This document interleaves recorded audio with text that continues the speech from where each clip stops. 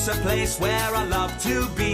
Look in a book, here's a story for you. Who makes stories when the day is through? Who makes stories when the day is through? Story makers, working through the night till the rising sun.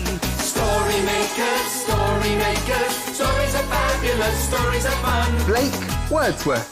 Shelley and Jackson, working through the night till the rising sun. Story makers, stories are fabulous, stories are fun. Come and be a story maker. I think it's time to go home, everyone.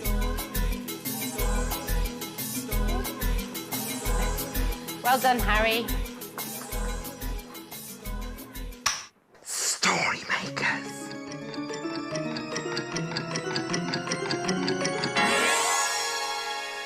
Story makers.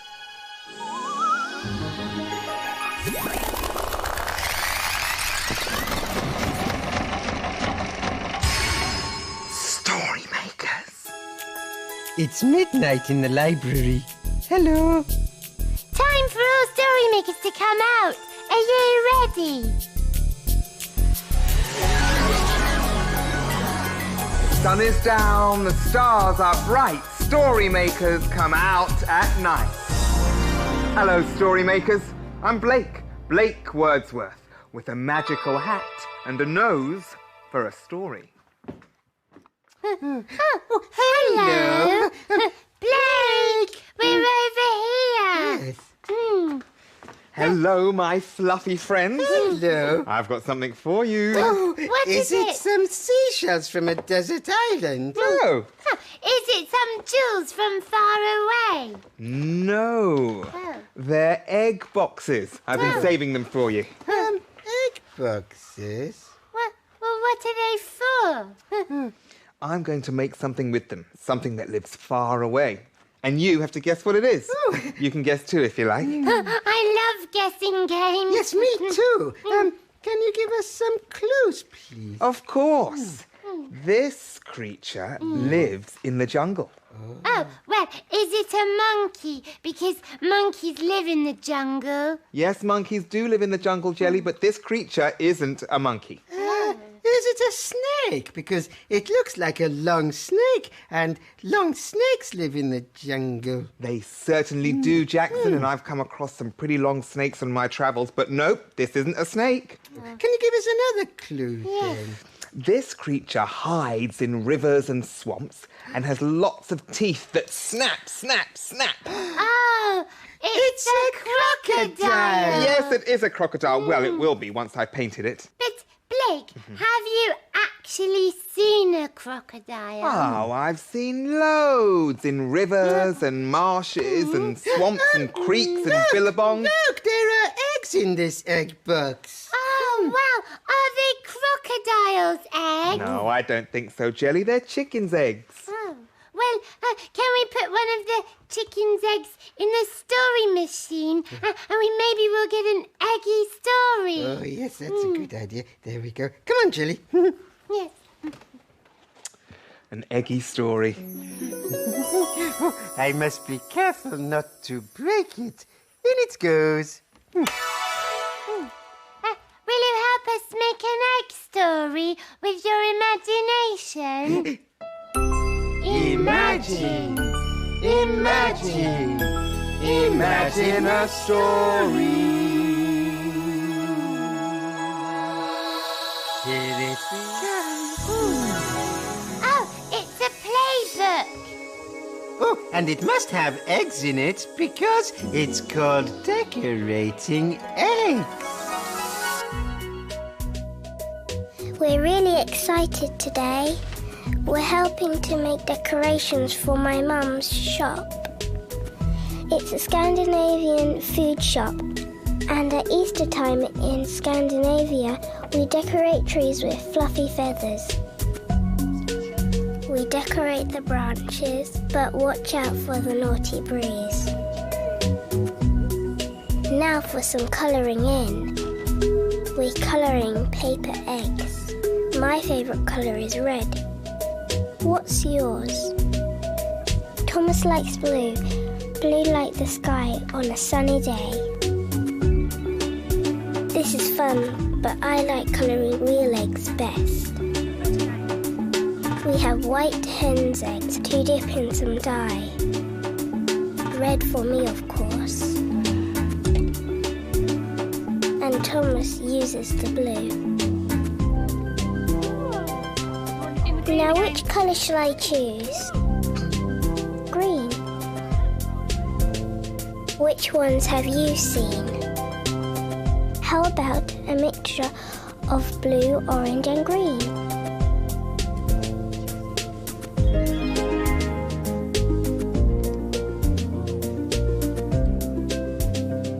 It's time to make some spotty dotty eggs. So we stick on colourful dotty spots.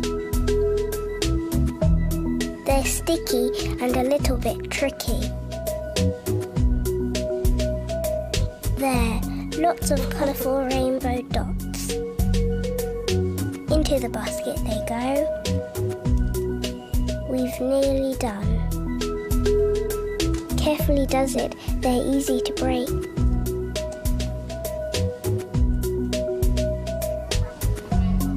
This is my mum's shop, and our decorations go in the window so it looks nice, ready for Easter. What a beautiful display we helped to make. Humpty Dumpty sat on a wall. Humpty Dumpty had a great fall. Woo! Yeah, but Jackson, What? it doesn't really look like Humpty Dumpty. It just looks like an egg. Oh, yes. Well, let's make him into a real Humpty Dumpty. Oh, then. yeah. Put him in his cup and then I draw 2 little eyes. Yes. Oh, and he needs a nose to smell. Oh, yes, a nose. The nose goes there. And he needs a big happy smile. Big, happy, smiley face. There, he's a very happy Humpty Dumpty. Let's sing the song again. Okay. Humpty Dumpty sat on the wall. Humpty Dumpty had a great fall. All the king's horses and all the king's men couldn't put Humpty together again. Did you enjoy that, Humpty? Ooh, I think I know where Humpty would like to go. Where? Into the story machine. yeah. Come on, Jelly. There, we've got a Humpty Dumpty for a Humpty Dumpty story. But we need your imagination too. Yes, ready? Imagine, imagine, imagine a story. Here it comes. Oh, it's a 3-bear story. And it's called Honey Gummy Goo. There's a house in the woods that's cozy and neat, where 3 furry creatures are waiting to eat. The porridge is ready, hip hip hooray! But who will come for breakfast with the 3 bears today? Poor Father Bear. All he wanted was some peace in the morning to eat his breakfast. But who could that be knocking at the door? Baby Bear skipped over to answer it. If it's Goldilocks, tell her to come back later. She's a proper nuisance, Said Father Bear. But it wasn't Goldilocks. It was a cross-looking egg with arms and legs.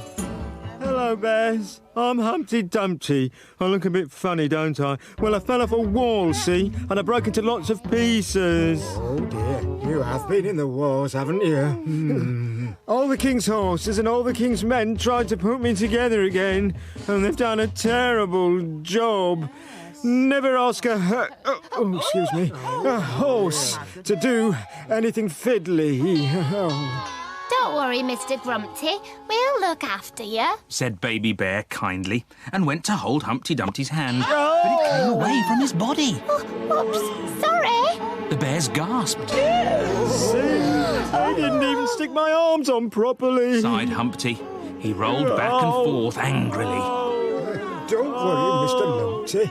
I'll stick your arm back on. But just then, Humpty's other arm fell off too. There goes my other arm. Oh, well, at least my legs haven't fallen off. Humpty Dumpty sat on the table, looking rather grumpy. He rocked on the edge, and off dropped his leg. Oh, poor old Humpty Dumpty. I'm falling apart. Wailed Humpty. Well, I'm not surprised. You won't keep still, will you? I've never seen such an ant in your pantsy mincy mancy. Oh, don't go on like that. It's all right, Poppet. I think they used the wrong sort of glue to stick you together. Oh, dear. Now, what you need is some of my honey gummy goo. It's a mixture of cold porridge and honey, and it fixes anything. All right. The three bears stuck Humpty together again. And soon, he was as right as rain. Feels a bit better. There.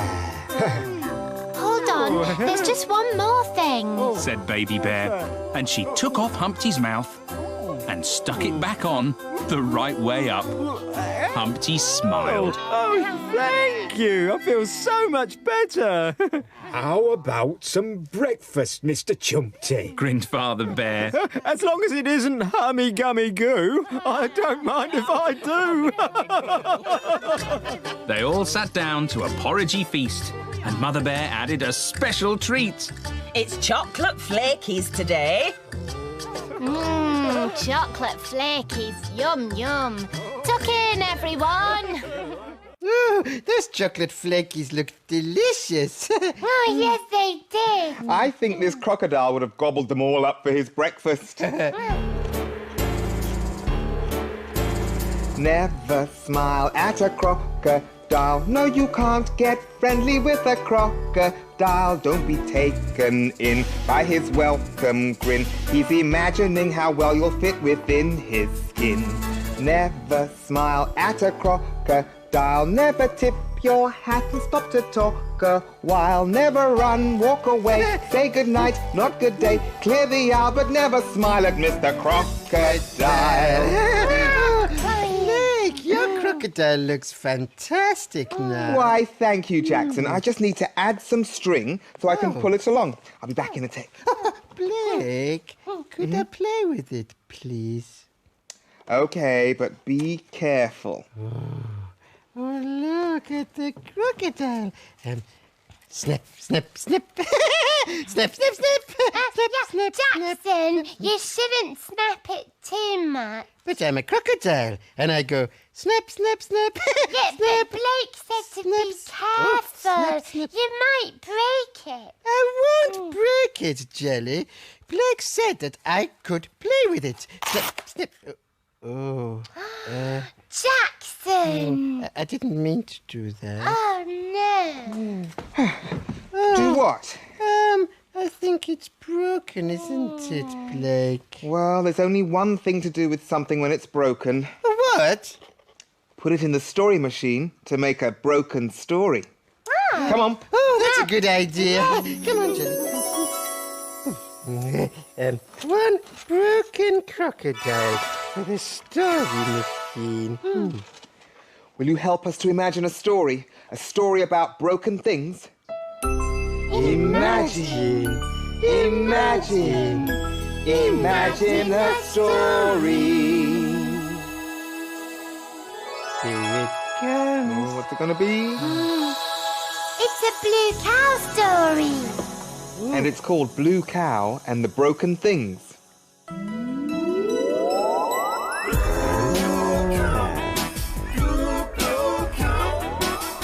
In a field not far away is a herd of cows grazing quietly. One of the cows is most unusual. Blue Cow wonders about the big world beyond her field. One day, Blue Cow found a broken watch in the field. I wonder what it would be like to be somewhere where there are lots of broken things. She's off again, said the other cows. So Blue Cow caught the bus that stops beside her field. I'd like a ticket to a place where things are broken, please. There you go, madam. Hold very tight. And they set off for a repair shop.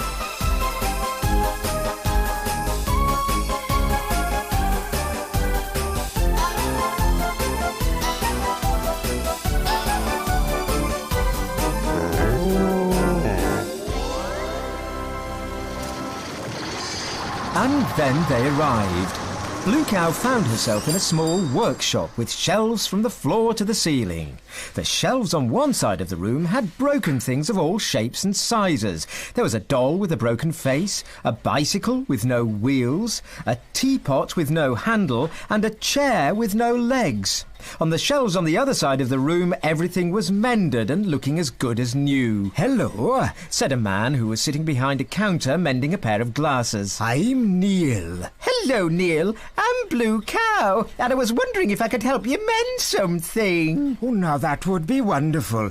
Could you mend that bouncy hopper thing over there? It should be bouncy and round, not flat as a pancake. "Moo, I see," said Blue Cow, picking up a bicycle pump. "I'll get to work right away." She found some sticky tape and stuck it over a hole in the bouncy hopper thing, then started to pump it up. She pumped, and the bouncy hopper thing got bigger and bigger. "Ooh, this is hard work." Soon the bouncy hopper thing was round and bouncy again. "There you go," she said proudly. "It's ready." And she sat on it and bounced around the workshop. "Woo-wee! This is great fun!" All of a sudden, there was a loud pop, followed by... The sticky tape wasn't strong enough, cried Neil. Blue Cow held on tight as she whizzed and bounced around. With one final blurp, the bouncy hopper thing blew so hard it even blew Blue Cow and Neil up into the sky. "Moo dear, it looks like I've flattened it again." Never mind, laughed Neil. At least there's no bones broken. And he gave a big toothy smile. Ooh, Neil.